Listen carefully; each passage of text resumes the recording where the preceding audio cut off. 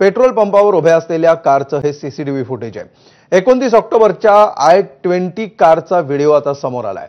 एक जण गाडी चालवतोय तर आणखी दोघे गाडीमध्ये असल्याचं या सीसीटीव्ही फुटेज मधून स्पष्टपणे दिसतंय।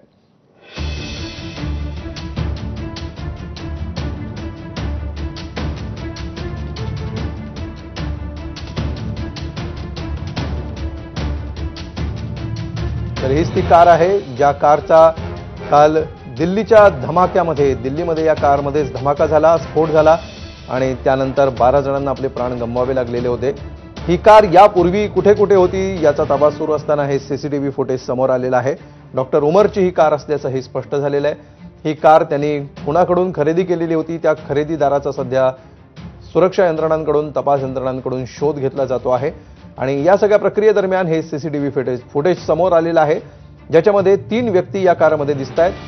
एक व्यक्ती ड्रायव्हिंग सीटवर बसलेला आहे तर इतर 2 व्यक्ती देखील या कारमध्ये दिसत असल्याचं आपल्याला या व्हिडिओ फुटेजमधून समोर येत आहे।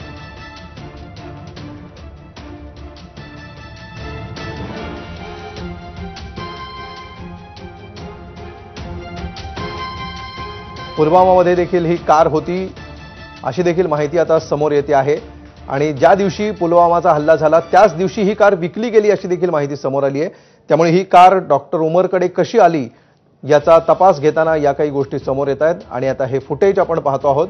एका पेट्रोल पंपाच्या परिसरातलं हे फुटेज आहे।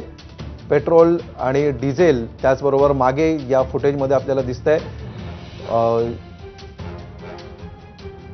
या ठिकाणी पीयूसी सेंटर असल्याचं हे दिसतं आहे, प्रदूषण जांच केंद्र, आणि पेट्रोल पंपाच्या परिसरामधून बाहेर पडताना ही गाडी दिसते आहे। या गाडीमध्ये ड्रायव्हिंग सीटवर एक इसम आणि त्याच्याबरोबर इतर 2 इसम असे 3 जण या कारमध्ये बसलेले आहेत।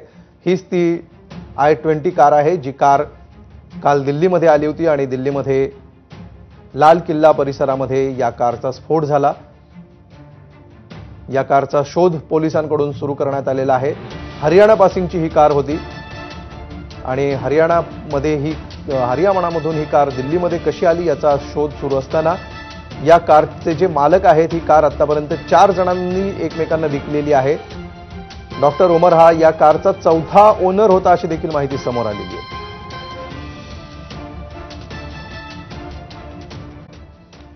आणि यानंतर आणखी एक मोठी बातमी येते आहे ती